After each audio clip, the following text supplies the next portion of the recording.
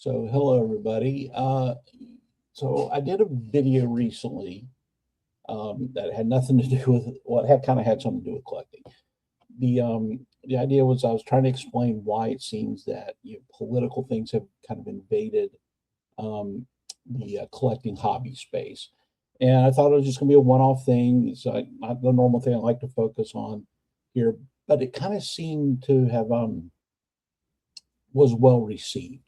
And so I decided I wanted to do a second video on the similar lines, um, just because some things have been happening recently, especially on YouTube and Instagram and a few other places.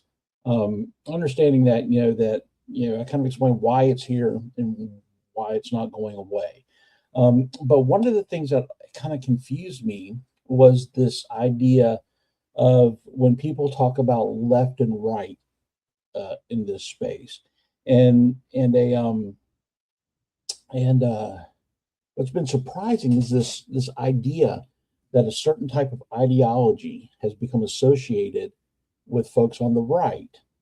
And and so my concern was because I didn't understand how that happened, because for years, for decades, that was kind of a thing associated with the left. And so I did some research, and again, as I always say with these things, is I could be wrong and I could be right about this. I am not a professional political scientist, although in my last video I kind of explained my background a little bit, that I have some some experience in this area of politics and continue to kind of keep my hand and fingers in here in a few things with stuff. But again, and that's the thing is I encourage the discussion. So if you don't agree with what you see here, just please leave a comment about why that is. So we're talking about the political spectrum and how it came about. So when I was growing up, when we talked about left and right, left wing, right wing, we were really looking at, again, like I said, it was a spectrum where on the right side, the further along the right side you get, you got was more freedom. The further along the left was less freedom. Or also, that in going to the logical, the farthest ends of it was absolute tyranny on the left, and then absolute anarchy on the right. That's the extremes of more freedom and less freedom type of deal. So that's kind of the way it was thought of, and this was still kind of thought of today.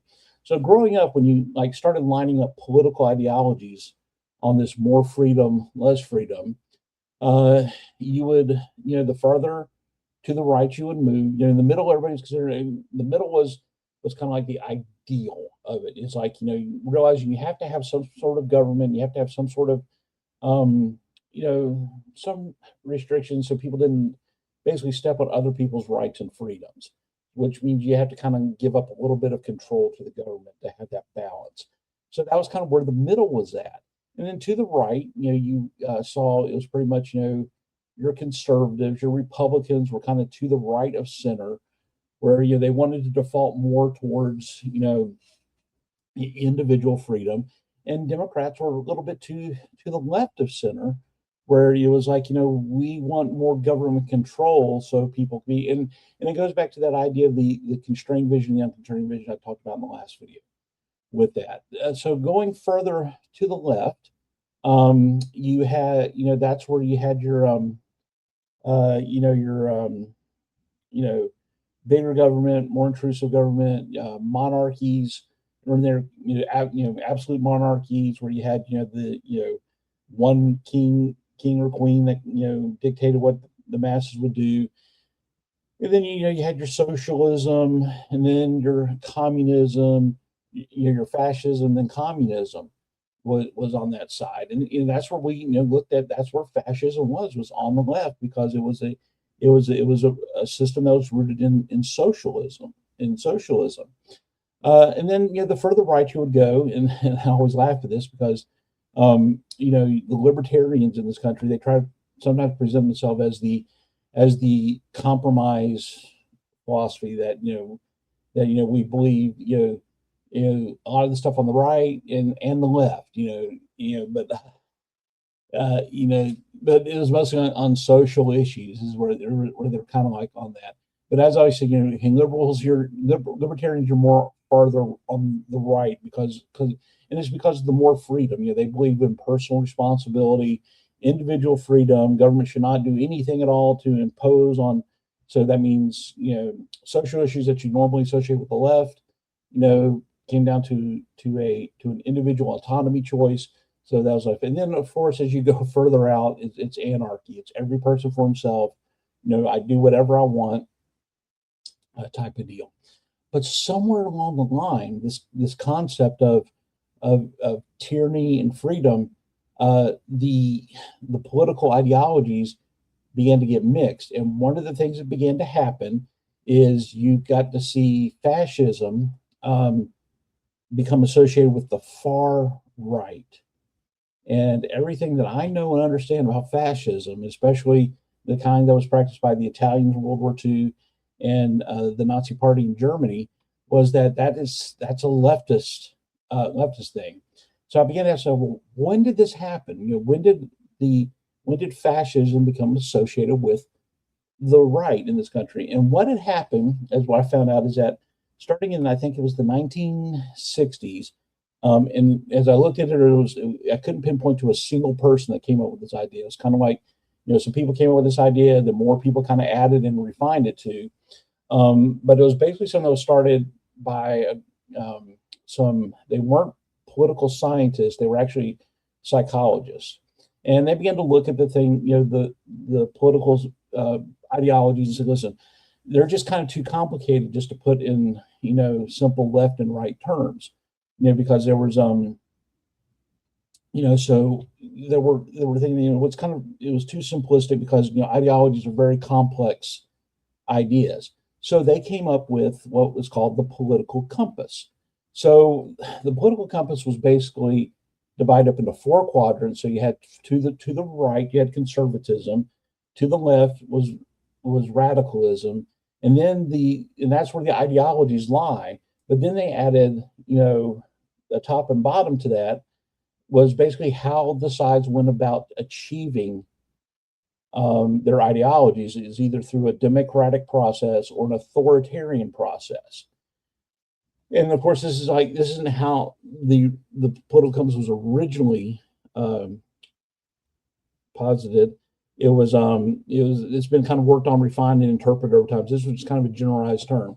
So what began to happen there is you began to see, you know, conservatism, you know, of course, more towards the right, and they kind of put in the middle line between democratic and authoritarian.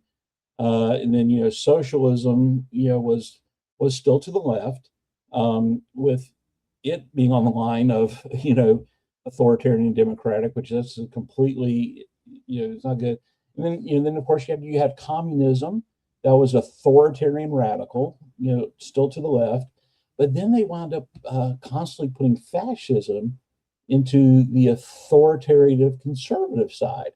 And from what I understand from my research, that how that came to be is they started looking at uh, the the nationalism and this idea that fascism, especially the German variety of it, was based on this idea of restoring the glory of old Germany type of deal. Which is that you hear something about that's it's American. That's the whole, you know, the whole idea behind the MAGA, making America great again.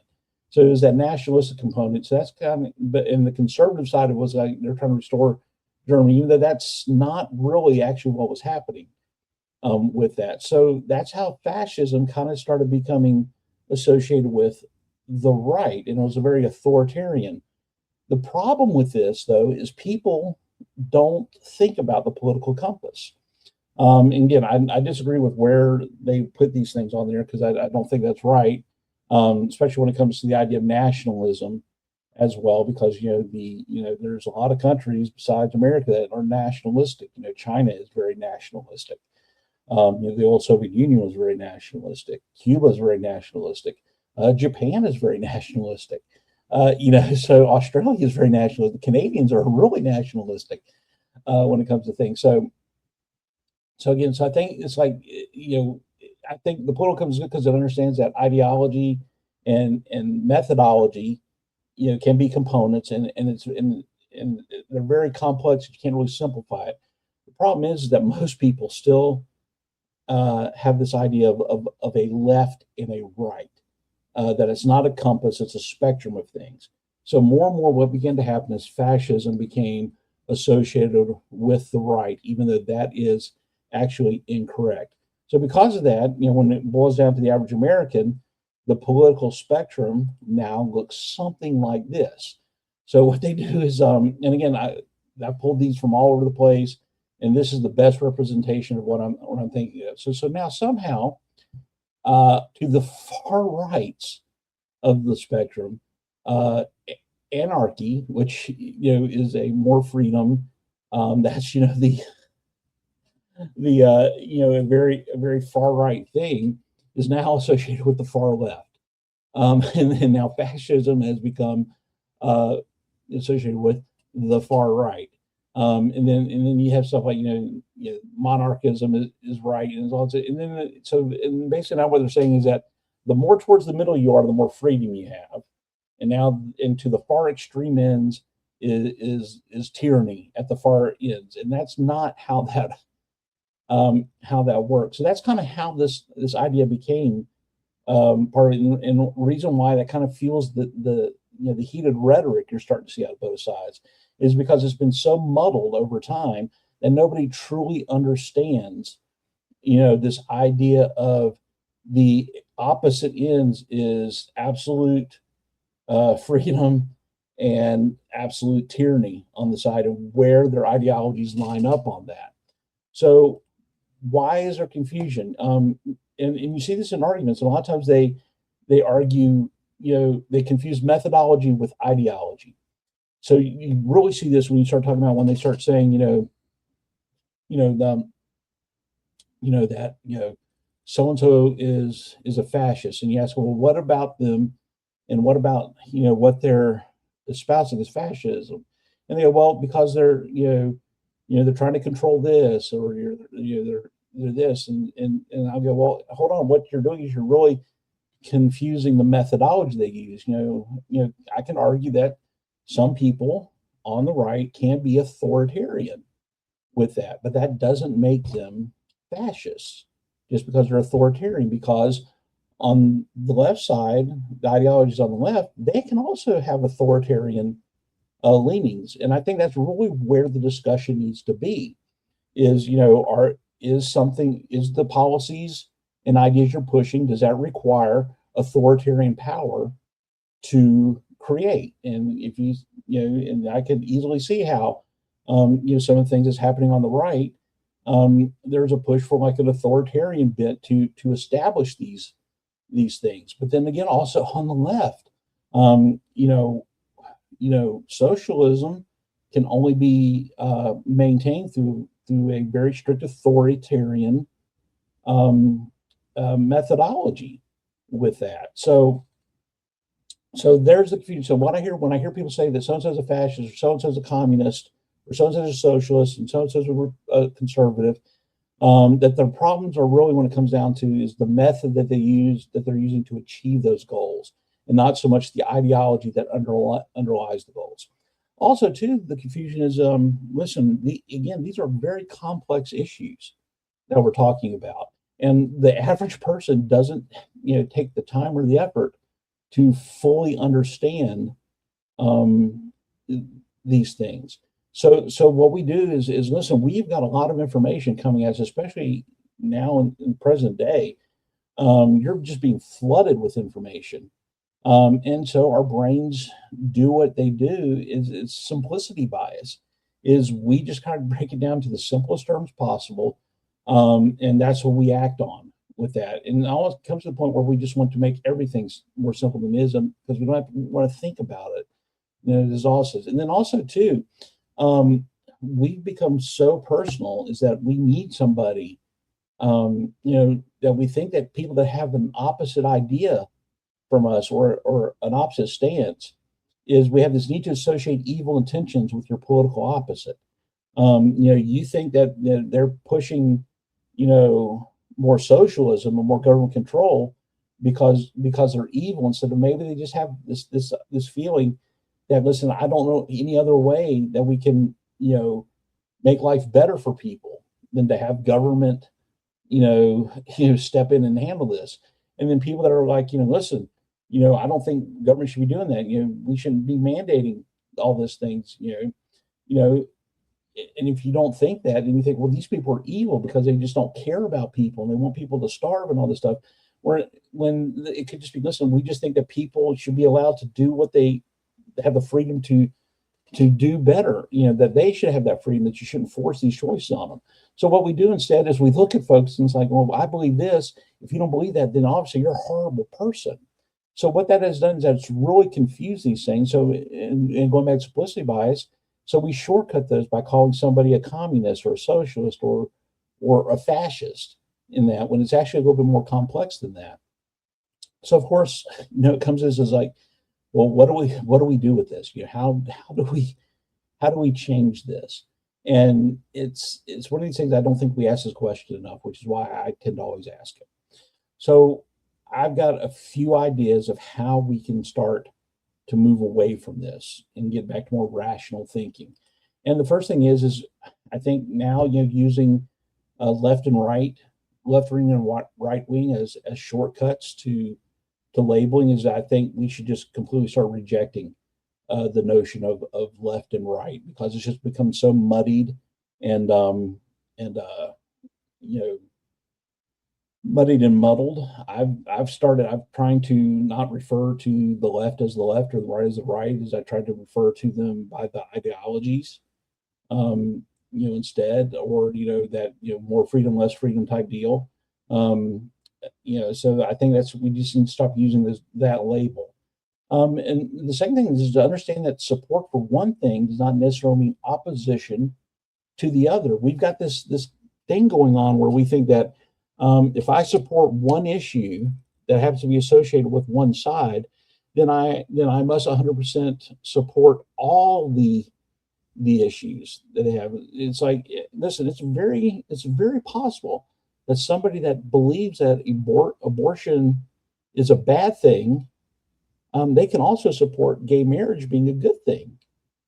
But in our society, we think, well, if you don't support abortion, then obviously you don't support gay marriage, and that's not true. Also, you can have people that think that